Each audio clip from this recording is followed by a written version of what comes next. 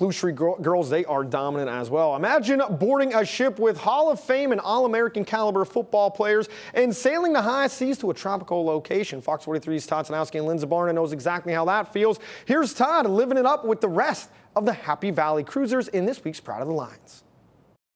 Welcome to the adventure of the seas. 120 Penn State football fans, along with former Nittany Lions legends, all sailing to Bermuda to help fight childhood cancer. The Happy Valley Cruise is back. The pandemic stunted the growth for what is designed to be an annual trip. It's a concept that's a hit with the players and fans. When you go around the country and when you travel and you see people from Penn State, you think of them as family.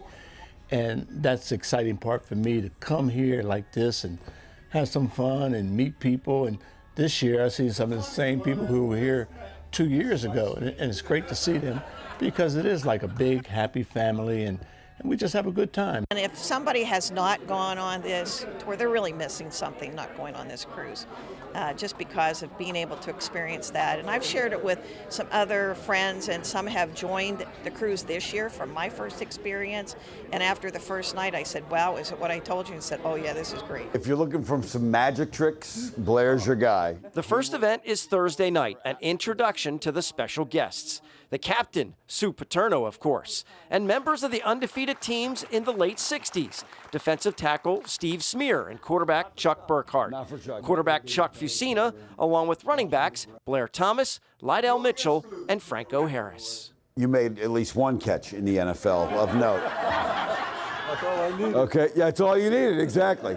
Still to come, a lot more fun with Franco Harris as we celebrate the 50th anniversary of the Immaculate Reception. We'll have a lot more details on the Happy Valley Cruise in the weeks to come. Right now, I got to get back on board Adventure of the Seas. Todd Sanowski, Fox 43.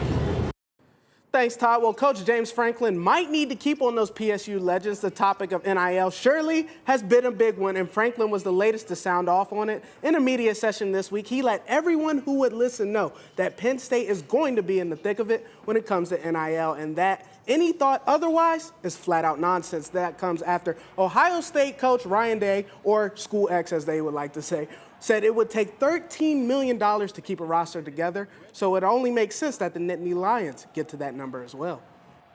Who determines the number? If you sell your house, it's not the 13 million.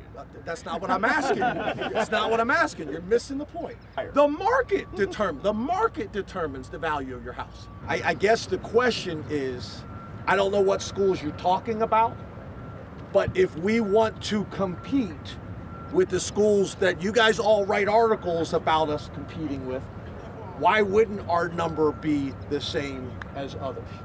AK, do you talk with your hands like that? Wow, Franklin laying the hammer down. It's either get with it or get lost in the new NIL scene of college sports.